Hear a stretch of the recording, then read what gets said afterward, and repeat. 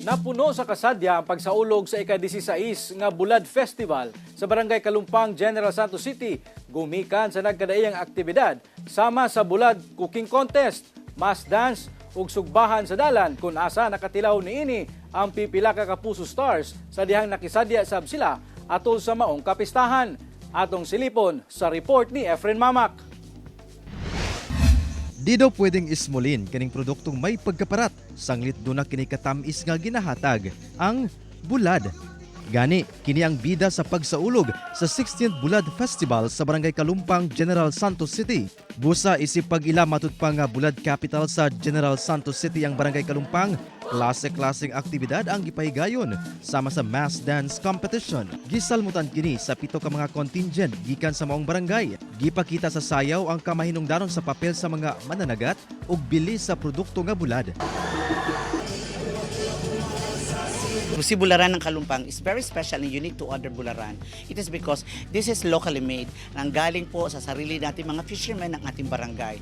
5 sab ka mga cook gikan sa Bulad Vendors Association ang nagtigi sa paggama og pinasahi nga bulad dish atol sa Bulad Cooking Contest. Ang mga giluto mao ang pandawan with vegetables, dried fish in coconut milk, crunch squid with sweet and hot sauce and special vegetable toppings, dried lumarlin cardereta ug dried tuna humba.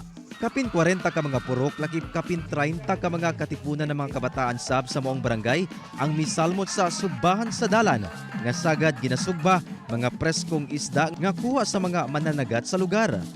Apan, mas nahimo pa kining espesyal sanglit nanguna sa pagtilaw sa mga sinugbang isda.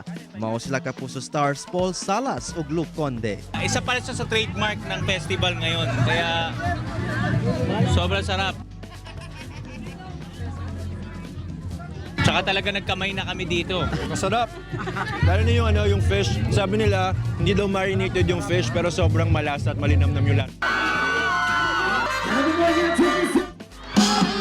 Ug syempre, wala gyud gipalampas sa duwa nga maghatag og dugang kalingawan pa sa mga taga-Kalumpang. Pinaagi sa ilang mga performance. Sama ni Luke nga mikanta og nagpakilig sa fans.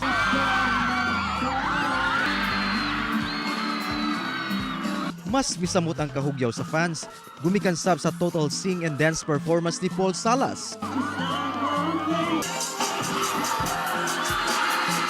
Maraming salamat sa pagsuporta sa amin, sa pagbisita namin dito. And yun, continue to inspire people. I hope mas maraming blessings at success ang makuha nyo this 2025 to more festivals and to more happiness. Enjoy jud kaayo. It's a very successful with the support of the people in our barangay.